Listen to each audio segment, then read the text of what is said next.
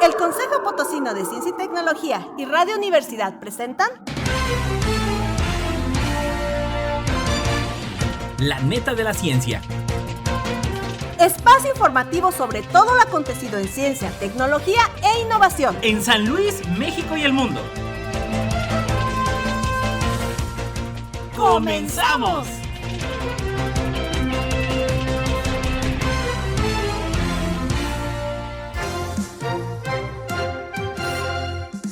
¿Qué tal, amigos? ¿Cómo están? Bienvenidos a La Neta de la Ciencia, un jueves más. Ya se acerca cada vez más el final del año. Recuerda seguir nuestra transmisión a través del Twitter, Instagram y YouTube en @Coposit y en el Consejo Potosino de Ciencia y Tecnología en el Facebook. Saludamos a todos los que nos escuchan a través del 88.5 de FM, 1190 de AM y 91.9 en el Altiplano Potosino. Un saludo a todos los que nos están escuchando allá en Matehuala. Y ya lo sabe, La Neta de la Ciencia también nos puede encontrar a través de Spotify. Vámonos con los titulares. titulares.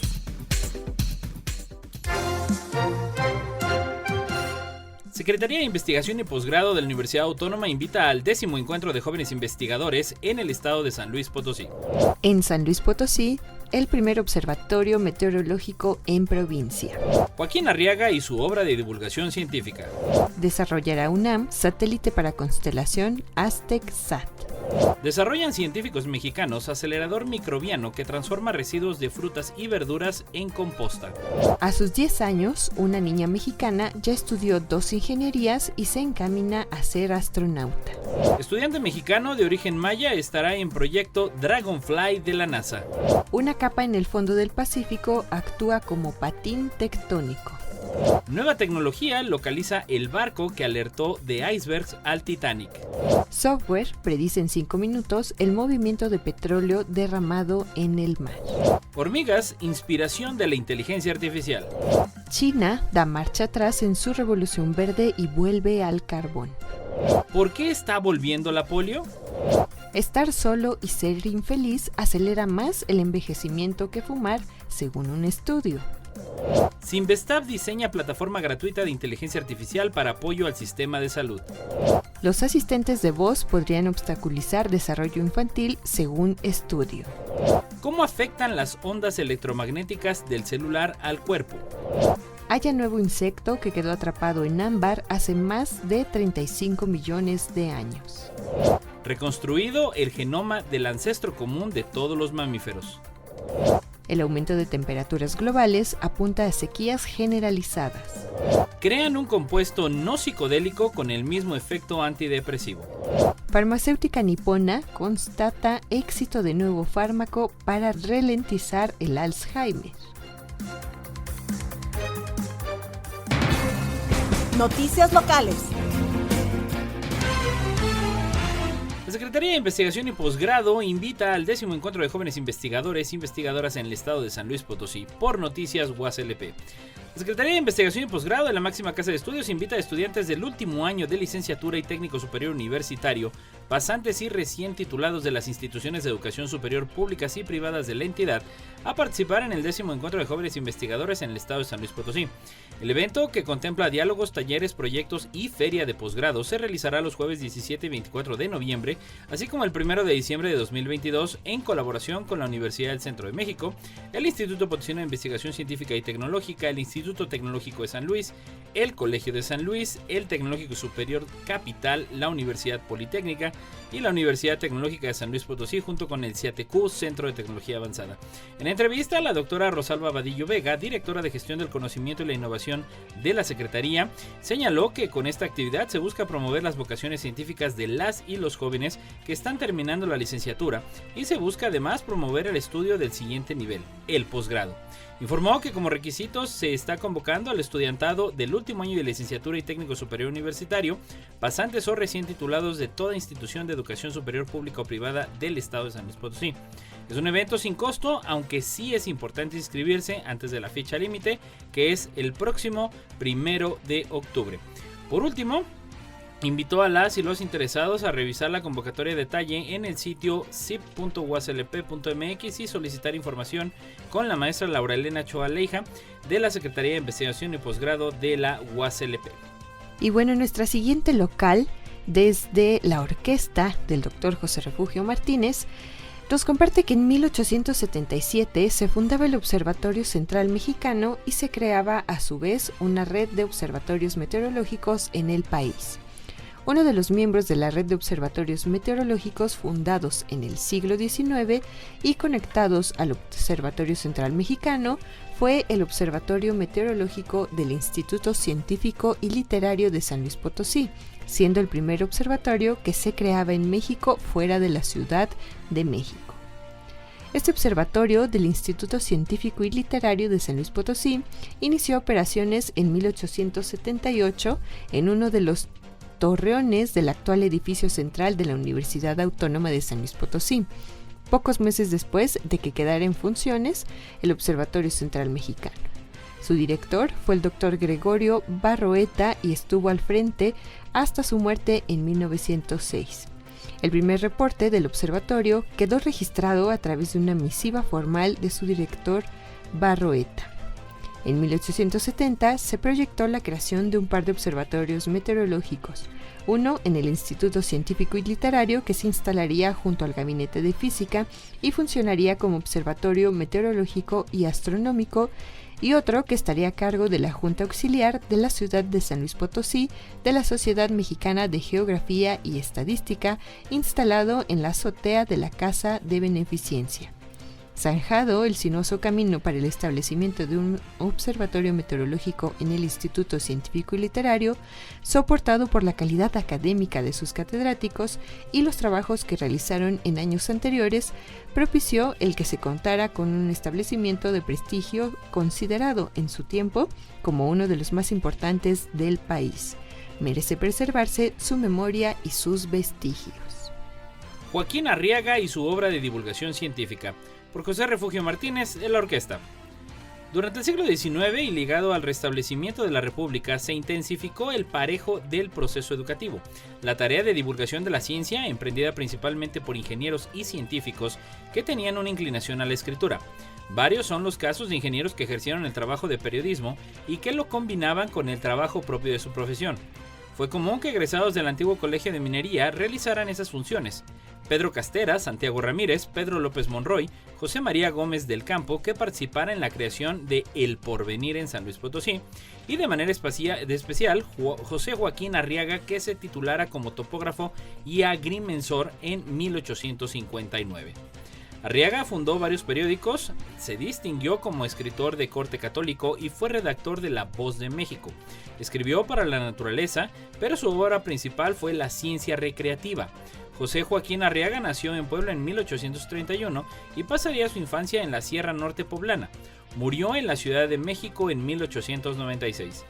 La divulgación de temas científicos suele considerarse como una actividad reciente debida, entre otros aspectos, a la necesidad de comunicar las rebuscadas ideas científicas en un lenguaje llano al ciudadano común, entre otros objetivos. Sin embargo, es una actividad que se ha realizado por siempre, al parejo del propio desarrollo de la ciencia. Las obras de Arriaga, a quien se le denominaba el Julio Verne mexicano, pues utilizaba la narrativa para presentar temas de ciencia, cumplieron con el objetivo primario planteado por Arriaga al presentar su proyecto literario en el siglo XIX. Arriaga veía la importancia de impulsar la educación popular y el apoyo de las clases trabajadoras, encauzando su obra a la educación de estos sectores para que a través del conocimiento pudieran desarrollarse. Lo anterior lo ilustra la carta que enviara el 26 de noviembre de 1871 al señor José María Ariza y Huerta, con residencia en Orizaba. Noticias nacionales. Y bueno, en nuestra primer neta nacional del día de hoy, desde Agencia ID, desarrollará UNAM satélite para constelación Aztec-SAT. La Agencia Espacial Mexicana firmó un convenio de participación con la Universidad Nacional Autónoma de México, que todos conocemos como UNAM, para realizar el proyecto conjunto con la Administración Nacional de Aeronáutica y el Espacio de Estados Unidos, la famosa NASA, Constelación Aztec-SAT, anunciado el pasado 31 de agosto. Agregó que es una oportunidad para que jóvenes investigadores, científicos y profesores con su gran talento se involucren en proyectos en la frontera del conocimiento. Con la experiencia de la UNAM, este proyecto será un exitoso ejemplo de la colaboración en la comunidad internacional.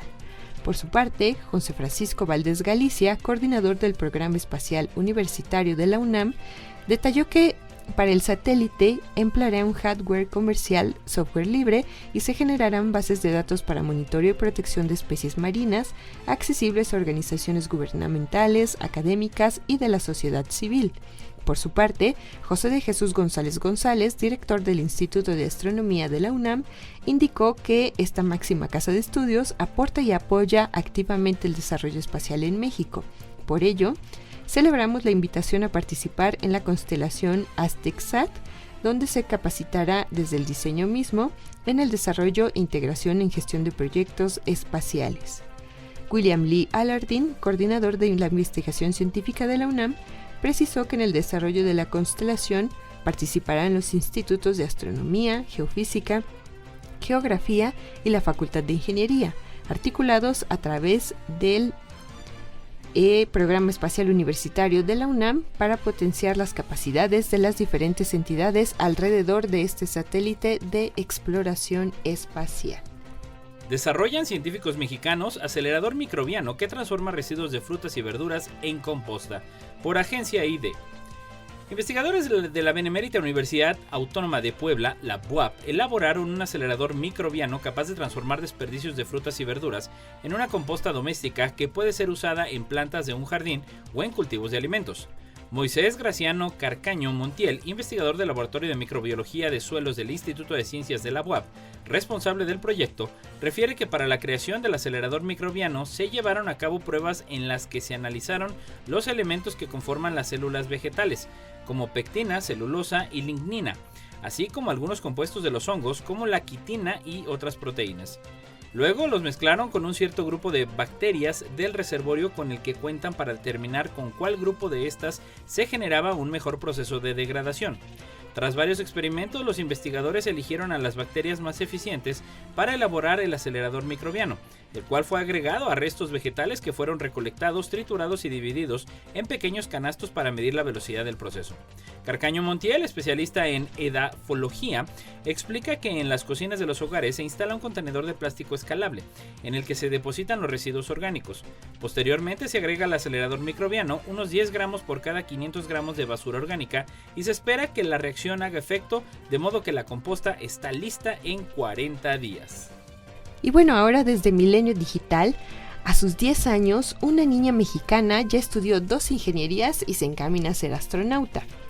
Adara Maite Pérez Sánchez es la famosa niña mexicana que ha sorprendido al mundo, al ser una joven prodigio que terminó su educación básica en tiempo récord, y a sus 10 años ya concluyó 2 carreras de ingeniería con la finalidad de lograr su mayor sueño, ser astronauta. En 2019, Adara Maite fue elegida por la revista Forbes como una de las 100 mujeres más poderosas de México, y en 2021 fue reconocida por el Senado de la República por sus logros académicos. La niña, originaria de Veracruz, se ha convertido en una fuente de inspiración al impartir conferencias y ser la autora del libro No te rindas, en donde narra sus primeros años de vida al ser diagnosticada con espectro autista, demostrando que es posible alcanzar los sueños. Adara Maite tiene un coeficiente intelectual de 162, un nivel mayor al que tenían científicos como Stephen Hawking y Albert Einstein, ganando el título como la niña más inteligente del mundo y, por supuesto, un orgullo mexicano. A los 5 años terminó la primaria, a los 6 y medio la secundaria, y mientras que el bachillerato lo hizo en poco más de un año, culminó la carrera de ingeniería en matemáticas y posteriormente estudió ingeniería industrial en sistemas. También aprendió inglés y recibió clases de cálculo por parte de una profesora de la UNAM, y pues su siguiente paso es estudiar un posgrado en astrofísica en la Universidad de Arizona para recibir la capacitación formal de un astronauta de la NASA y poder viajar a la Luna o a Marte. Recientemente, la niña prodigio de 10 años fue recibida en las instalaciones de la Agencia Espacial Mexicana vía la Secretaría de Comunicaciones y Transportes para fomentar el interés por la ciencia en niños y estudiantes.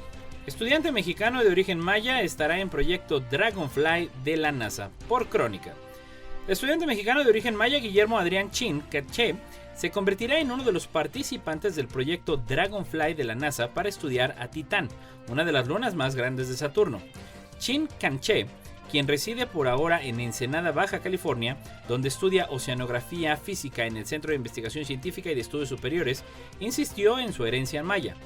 Guillermo, quien es hijo de María Casimira Canché Chi y Luis Alberto Chin Quebec, explicó que su línea de investigación es ciencias planetarias y astrobiología, las cuales le permitieron colaborar en el proyecto de Dragonfly.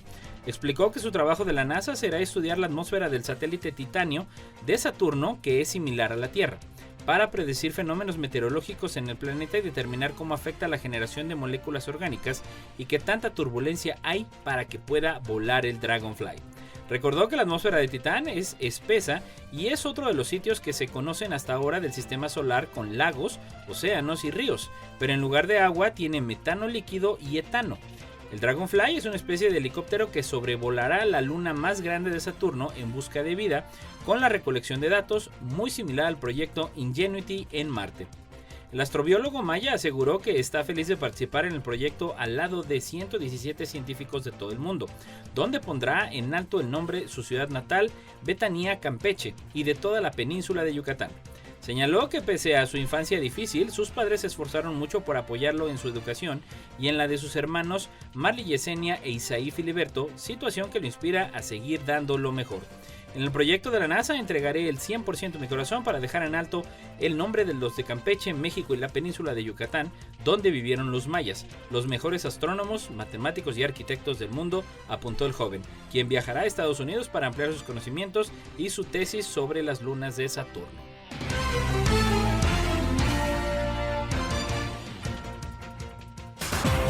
Noticias internacionales.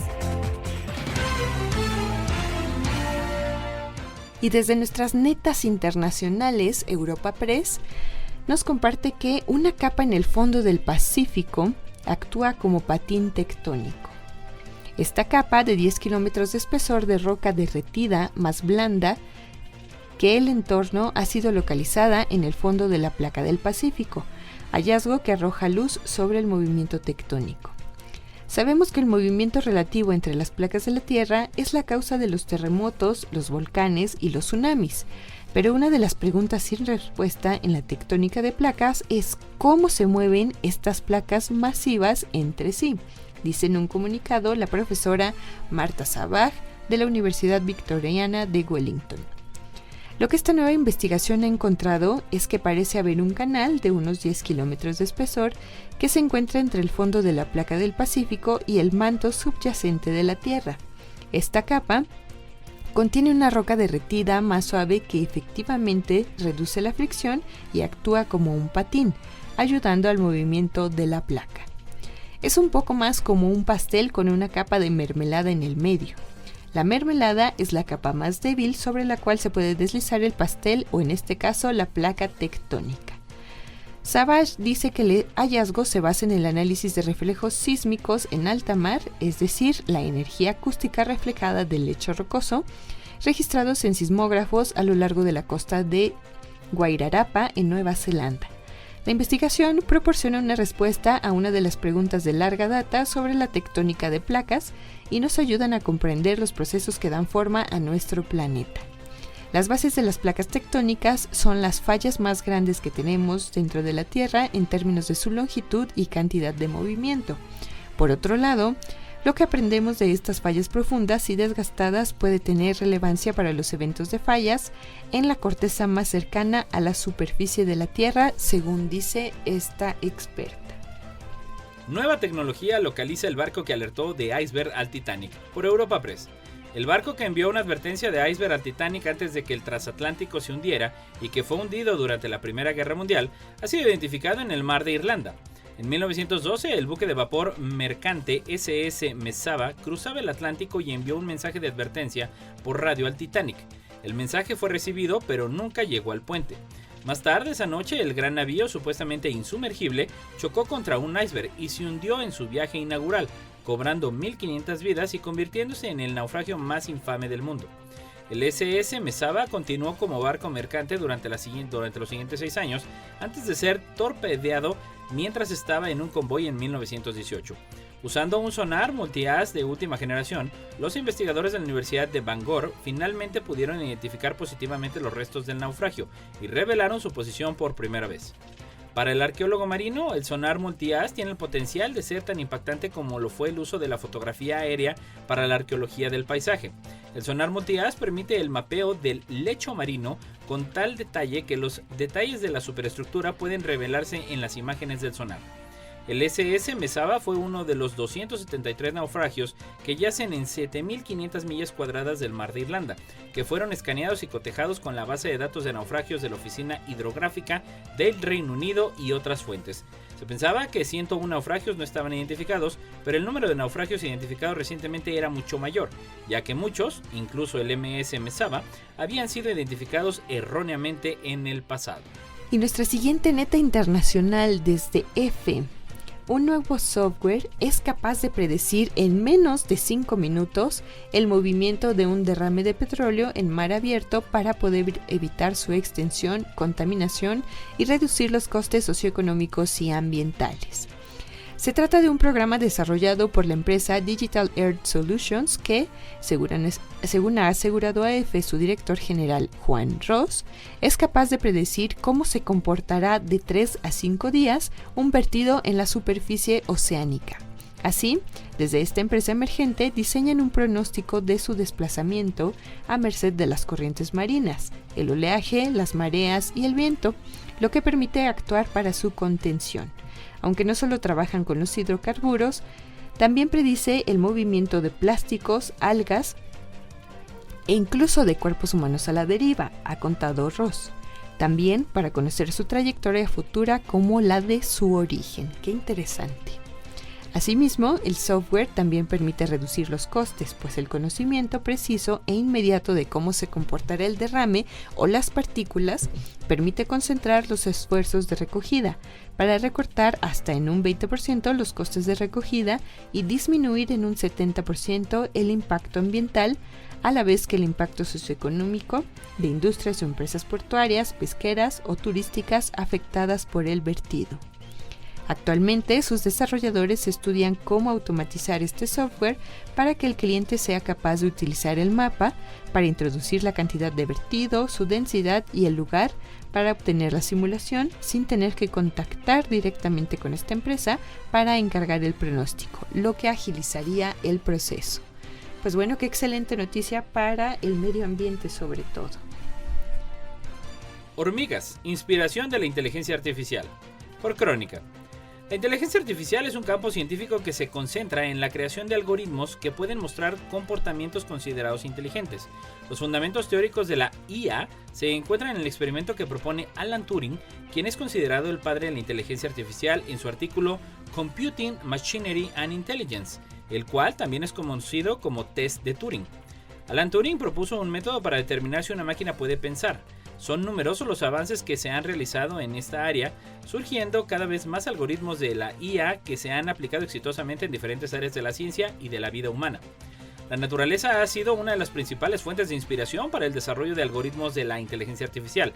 Se han realizado múltiples trabajos con respecto a la analogía entre el mundo biológico y el mundo artificial, donde el objetivo ha sido simular los procesos de colaboración y sus interacciones con el medio ambiente de manera artificial, dando origen a los algoritmos bioinspirados, los cuales representan una rama de la inteligencia artificial que se conoce como inteligencia colectiva. Esta analogía se ha estudiado de manera exitosa en las aves, abejas, hormigas y luciérnagas, en donde el comportamiento de estas especies muestran y la interacción con el medio que las rodea ha ayudado a resolver problemas de optimización en la vida real. En nuestra vida diaria nos encontramos con actividades en las que nos gustaría optimizar los recursos con los que contamos. Por ejemplo, elegir la mejor ruta para llegar a un lugar. Para trazar esta ruta se debe de considerar como objetivo minimizar el costo de gasolina y minimizar el tiempo recorrido. Esto último puede interesarle a una empresa que requiera minimizar los tiempos de entrega de paquetes. A este proceso de encontrar el resultado para maximizar o minimizar un objetivo se resuelve mediante un problema que se le llama optimización.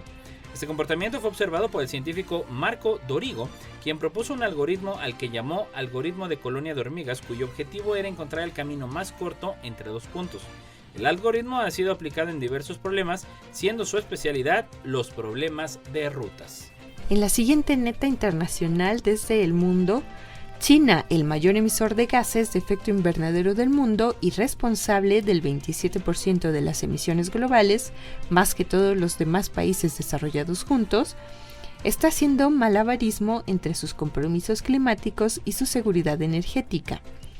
Hace un par de años, el presidente Xi Jinping se comprometió ante la Organización de las Naciones Unidas a que su país, el mayor inversor en energías limpias, iba a llegar al tope de emisiones de carbono antes de 2030 y alcanzar la neutralidad en sus emisiones en 40 años. Xi habló de revolución verde. Una transición que ahora se ve afectada por una sacudida imprevista del clima que ha empujado a Pekín a dar un giro en su política ambiental.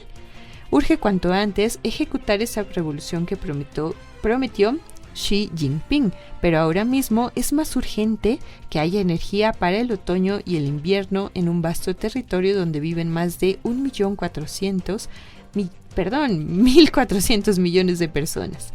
La tendencia ahora mismo es que el gobierno, en vez de cerrar centrales eléctricas de carbón, está invirtiendo en nuevas instalaciones para satisfacer la creciente demanda de energía.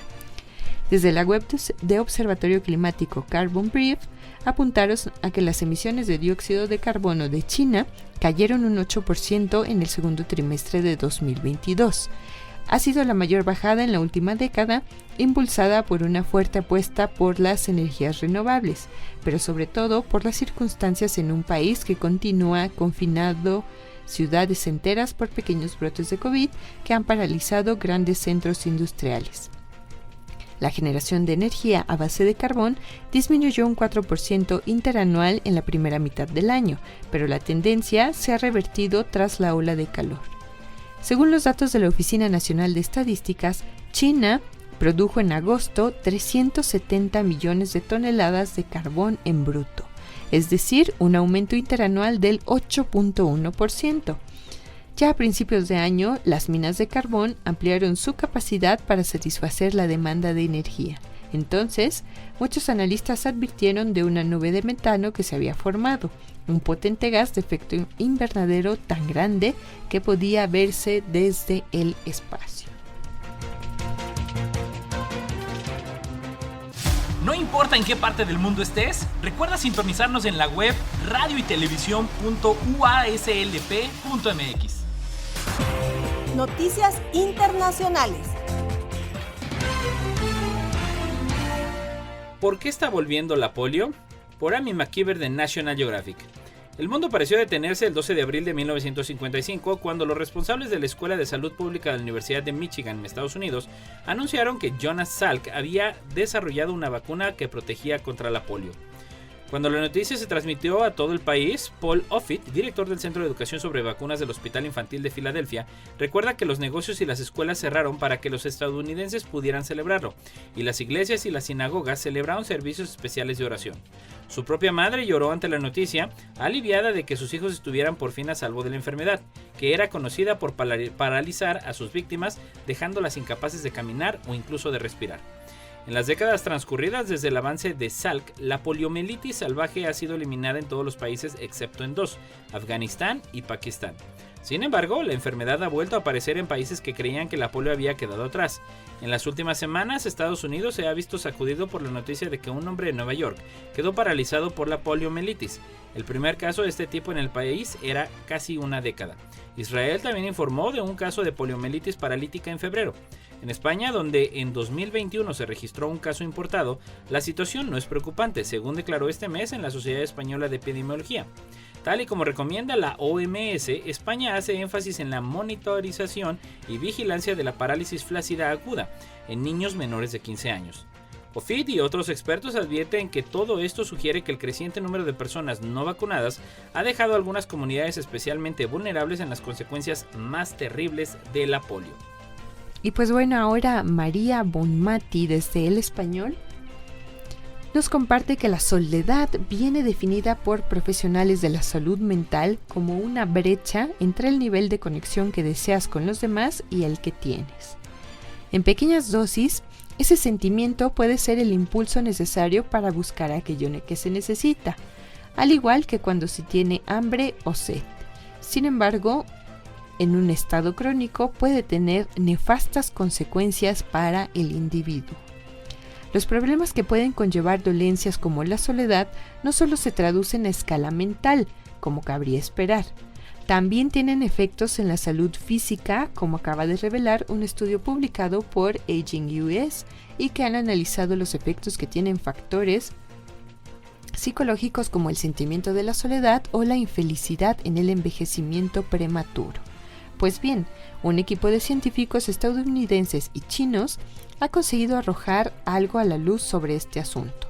Trabajando en el laboratorio Deep Longevity, han comprobado a través de análisis de sangre y datos biométricos de casi 20.000 adultos cómo afectan problemas como la soledad o la infelicidad al envejecimiento prematuro, además de medir otras variables como enfermedades y malos hábitos. La aceleración del envejecimiento se detectó, como era de esperarse, en personas con afecciones cardíacas, hepáticas y pulmonares, pero también en personas con una salud mental delicada. De hecho, si fumar sumaba más 1.25 años a la edad biológica, la suma de problemas psicológicos, escuche usted, como la soledad, la desesperanza y la infelicidad contribuían a acelerar el envejecimiento más 1.65 años. Los resultados pueden parecer sorprendentes, pero existen investigaciones anteriores que ya habían apostado por esta línea. Es el caso de un metaanálisis realizado por un equipo de la Universidad Brigham Young en Estados Unidos que comparó los efectos de la soledad y el aislamiento con el tabaco de cara a tener un mayor riesgo de mortalidad. Según concluyeron, estos eran equiparables a fumar 15 cigarrillos al día, es decir, casi una cajetilla. Sinvestab diseña plataforma gratuita de inteligencia artificial para apoyo al sistema de salud. Por Antimio Cruz de Crónica. Un grupo científico del Centro de Investigación y Estudios Avanzados, Sinvestab, Unidad Tamaulipas, desarrolló una plataforma tecnológica que permite crear sistemas de datos médicos producidos por las instituciones de salud, que se transforman en información útil en la toma de decisiones durante los procesos de diagnóstico, pronóstico e intervención médica. La innovación, encabezada por José Luis González Compeán y Miguel Morales Sandoval, se trata de un conjunto de sistemas que analizan datos producidos por todas las instituciones de salud del país mediante algoritmos de inteligencia artificial, para que a partir de eso las y los médicos puedan contar con mayor información y tomar una mejor decisión de salud para sus pacientes. La plataforma Muyal Hilal, de la que se ha publicado avances en las revistas IE y Springer, permite a instituciones de salud que ya cuentan con datos médicos en un expediente clínico electrónico, procesarlos con algoritmos de inteligencia artificial para obtener información y entregarla como un diagnóstico o pronóstico en diversas enfermedades. Es una tecnología basada en la analogía de una célula madre a la que se le puede cambiar alguna característica. Luego se clona y a partir de la modificación es posible crear subplataformas como Muya Ines, dedicada a crear sistemas de ciencia de datos no estructurados.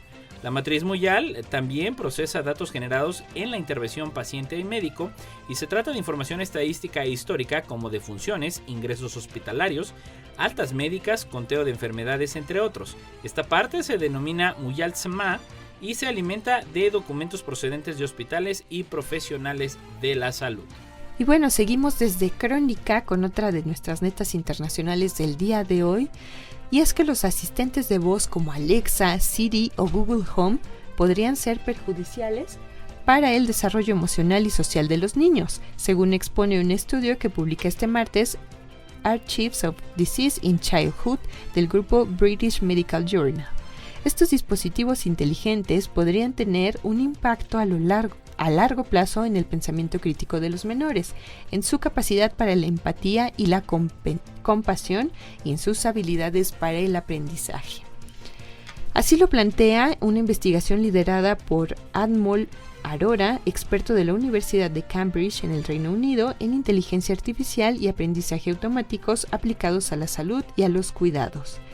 Arora sostiene que los asistentes pueden ser una ayuda para aprender a leer y mejorar las habilidades comunicativas de los niños, pero advierte también de que su componente de inteligencia artificial y el realismo de las voces humanas que reproducen presentan dudas sobre su impacto en el desarrollo cerebral en fases clave del crecimiento. El autor centra sus preocupaciones sobre 3 amplias áreas: las respuestas inapropiadas, las trabas al desarrollo social y los obstáculos al aprendizaje. Arora cita casos ya documentados en los que las respuestas inapropiadas de un asistente de voz sugieren, por ejemplo, que un niño de 10 años debe intentar tocar un enchufe eléctrico con una moneda. En este sentido, reconoce que es complicado incluir controles parentales en los altavoces sin que estos afecten severamente a su funcionalidad, al tiempo que recuerda que también han surgido preocupaciones respecto a la privacidad cuando las conversaciones pueden ser grabadas. Estos asistentes, subraya, no son capaces de enseñar a los menores a comportarse de manera educada, porque no requieren ni un por favor o un gracias, además de que tampoco son sensibles al tono de la voz. Si bien, arguye, los altavoces están diseñados para buscar información y ofrecer respuestas concisas y específicas, esta característica también puede entorpecer los procesos tradicionales con los que los niños aprenden y absorben información. No obstante, advierte que es urgente efectuar más investigaciones para determinar qué consecuencias tienen a largo plazo en sus interacciones con los niños. Pues bueno, aquí yo creo que la sugerencia es, como siempre hemos comentado, siempre estar al tanto los padres del uso de dispositivos de los niños. La educación sobre todo. ¿Cómo afectan las ondas electromagnéticas del celular al cuerpo? Por Zoom. Para muchas personas, el uso de teléfonos celulares se ha vuelto cada vez más imprescindible. Sin embargo, debido a su funcionamiento a través de ondas electromagnéticas, existe un riesgo de desarrollar algunas afecciones a largo plazo. Por ejemplo, el Centro Internacional de Investigaciones sobre el Cáncer ha clasificado a las ondas electromagnéticas emitidas por los teléfonos móviles como un posible riesgo para los seres humanos, debido a los transmisores de radiofrecuencia de baja potencia con los que funcionan. Por su parte, la Organización Mundial de la Salud ha señalado que el calentamiento de tejidos como uno de los efectos negativos a corto plazo producidos por las ondas electromagnéticas del celular. Esta institución puntualiza que el aumento de temperatura en la piel y otro tipo de tejidos se debe a la interacción directa entre la energía electromagnética y el cuerpo. Otros efectos del uso prolongado del celular señalados por la OMS son dolor de cabeza, insomnio, irritabilidad y depresión. Los celulares y otros aparatos eléctricos, como televisores y radios, funcionan a partir de la emisión de ondas presentes en el espectro electromagnético. Estas ondas, a su vez, emiten un tipo de radiación que a largo plazo se puede resultar perjudicial para el cuerpo, según varios estudios. Lo anterior significa que los celulares son seguros de utilizar. Sin embargo, su uso desmedido sí puede ocasionar a largo plazo el desarrollo de algunos tipos de cánceres, como el de cabeza y cuello. Así lo señala Interphone, un estudio coordinado por el SIC. Otro tipo de cáncer que se encuentra asociado a las ondas electromagnéticas del celular es el del encéfalo. Según un estudio de caso publicado por la Revista Internacional de Oncología en 2011, en Suecia se observaron tendencias a la alza de este tipo de padecimientos en personas que comenzaron a utilizar celulares antes de los 20 años de edad. Y desde Crónica, en las netas internacionales, una investigación internacional en la que participa el Departamento de Zoología de la Universidad de Granada ha permitido descubrir el Ciliarcis antiquus, una especie de insecto no descrita hasta la fecha que pertenece al orden de los efemerópteros o efímeras. El espécimen fue localizado por Arnold Staniczek del Museo Estatal de Historia Natural de Alemania, en una pieza de ámbar del Báltico con una antigüedad estimada de entre 35 y 47 millones de años, según informó la Universidad Española. El trabajo especializado de microtomografía del catedrático de Zoología de la Universidad de Granada, Javier Alba Tercedor, permitió obtener imágenes nítidas del insecto para su estudio y descripción en detalle. Las plantas, como las coníferas y algunas leguminosas, se protegen exudando resina, un líquido espeso y pegajoso que surge como reacción a daños en la corteza. En esa resina quedan atrapados insectos de manera frecuente, algo que ocurre desde hace millones de años y que ha provocado que muchos de ellos hayan quedado conservados en el interior de la resina fosilizada que se conoce como ámbar. En muchos casos, explicó Alba Tercedor, la conservación de los especímenes dentro del ámbar es excelente y la transparencia del material que los envuelve permite ver a su través y estudiarlos al microscopio con total detalle. En la unidad de microtomografía del Departamento de Zoología de la Universidad de Granada, Alba Tercedor reconstruyó la totalidad del insecto, incluidas aquellas zonas que la opacidad del ámbar impedía observar. La participación con Romar Godunko del Instituto de Entomología de la Academia Checa de las Ciencias permitió identificar la especie no descrita de Ephemeropteros, que pertenece al género Ciliarcis, cuya primera especie descrita se encuentra en la península ibérica. Reconstruido el genoma del ancestro común de todos los mamíferos, por Europa Press. Un equipo internacional de investigadores ha reconstruido computacionalmente la organización del genoma del ancestro común de todos los mamíferos modernos que vivió hace 180 millones de años. Los científicos se basaron en secuencias genómicas de alta calidad de 32 especies vivas que representan 23 de los 26 órdenes conocidos de mamíferos.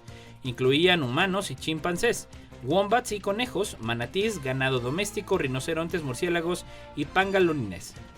El análisis, que se publica en Proceedings of the National Academy of Science, también incluyó los genomas de pollo y caimán chino como grupos de comparación. Algunos de estos genomas se están produciendo como parte del proyecto Earth Bionym y otros esfuerzos de secuenciación del genoma de la biodiversidad a gran escala.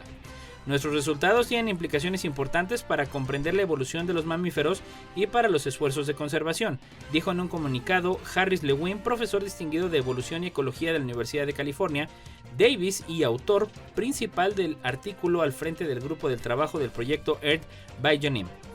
La reconstrucción muestra que el ancestro de los mamíferos tenía 19 cromosomas autosómicos que controlan la herencia de las características de un organismo fuera de los controlados por los cromosomas ligados al sexo, más 2 cromosomas sexuales, dijo Joanna Damas, primera autora del estudio e investigadora postdoctoral en el Centro de Genoma de UC Davis.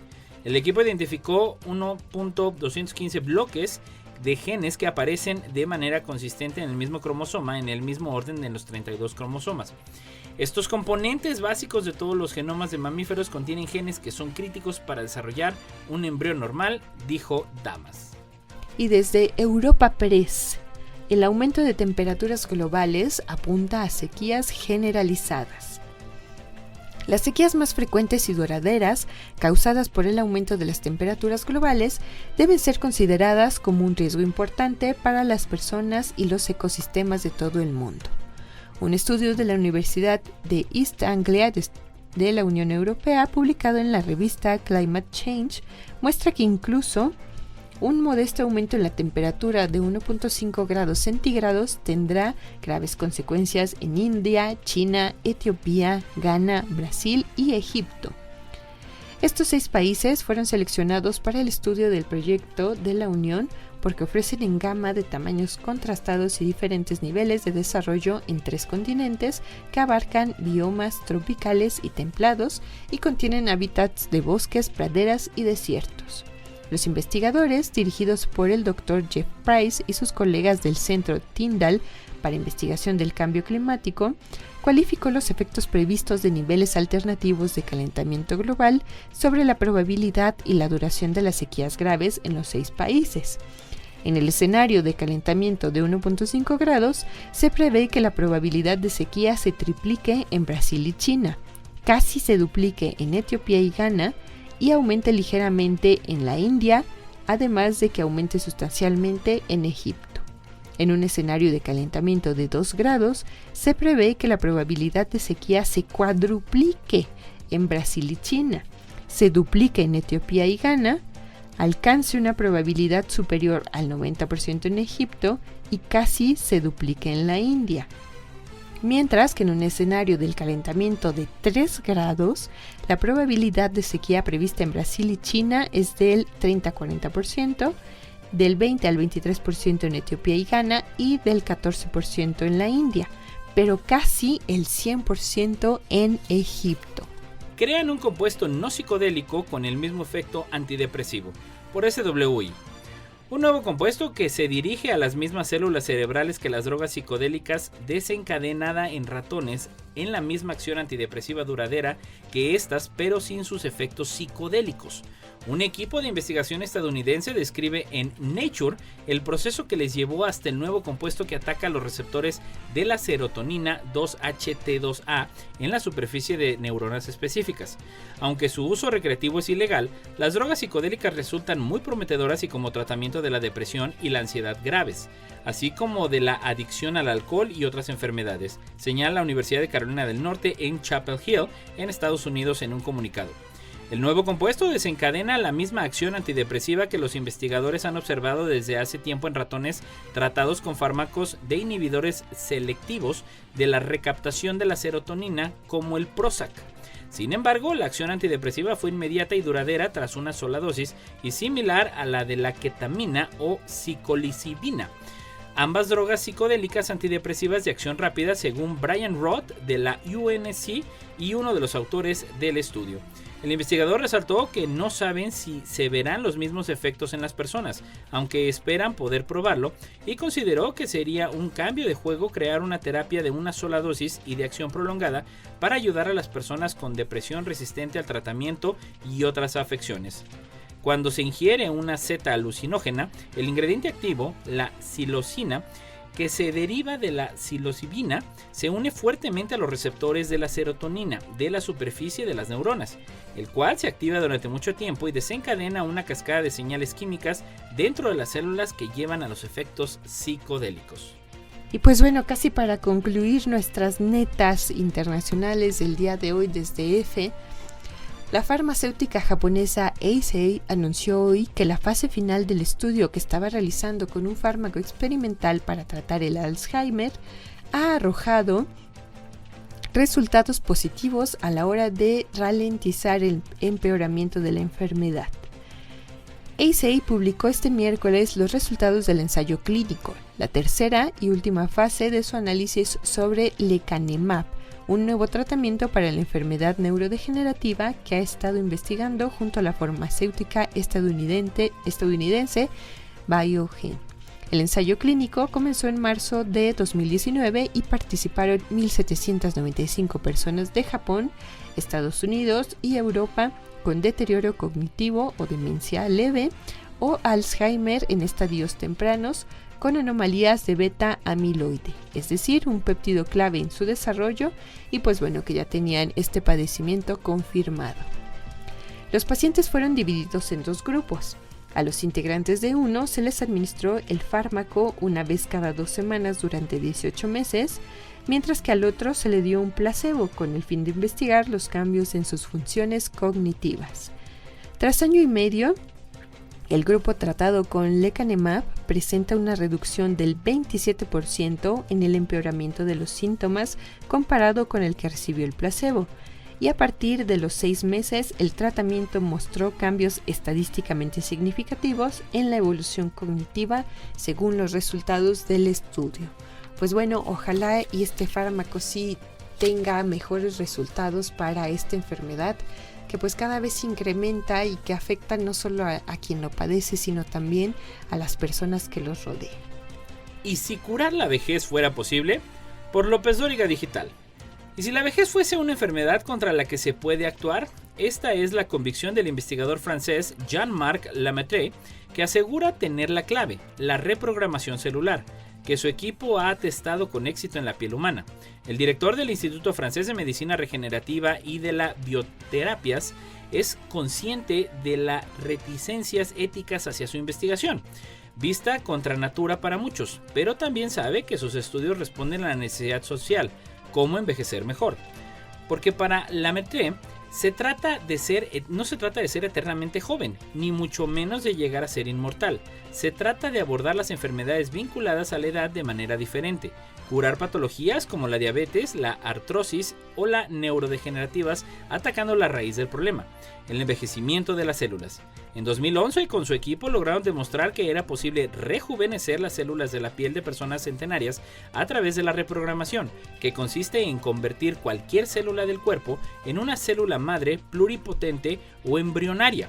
A juicio del francés, para abordar la pertinencia de una terapia celular que permita evitar un cierto número de enfermedades, lo primero es establecer si la edad cronológica se corresponde a la fisiológica, es decir, si una persona de 50 años vive en realidad en un cuerpo de una de 65, pero para eso, Lemaitre insiste que primero es necesario que la vejez se considere una enfermedad en sí, tarea no fácil, sobre todo por cuestiones éticas. El responsable del IMRB se insurge ante esa mentalidad que recuerda que ya hemos desafiado lo que se considera el curso natural de la vida. También que hemos evolucionado mucho tiempo, por ejemplo, en la esperanza de vida, y eso no lo cuestionamos. Y eso es todo por esta edición de La Neta de la Ciencia. Nos escuchamos el próximo jueves. Gracias a Lalo Carrillo en los controles. Nos vemos.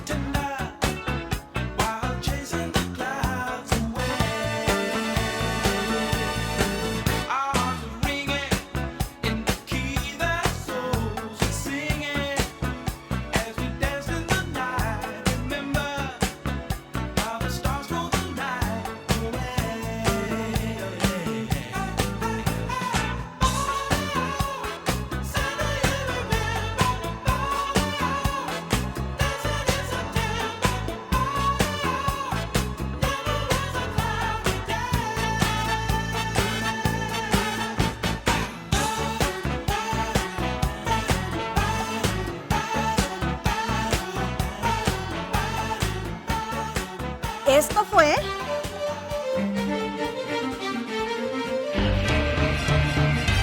La Neta de la Ciencia. Noticiero de Ciencia, Tecnología e Innovación. Presentado por el Consejo Potosino de Ciencia y Tecnología y Radio Universidad.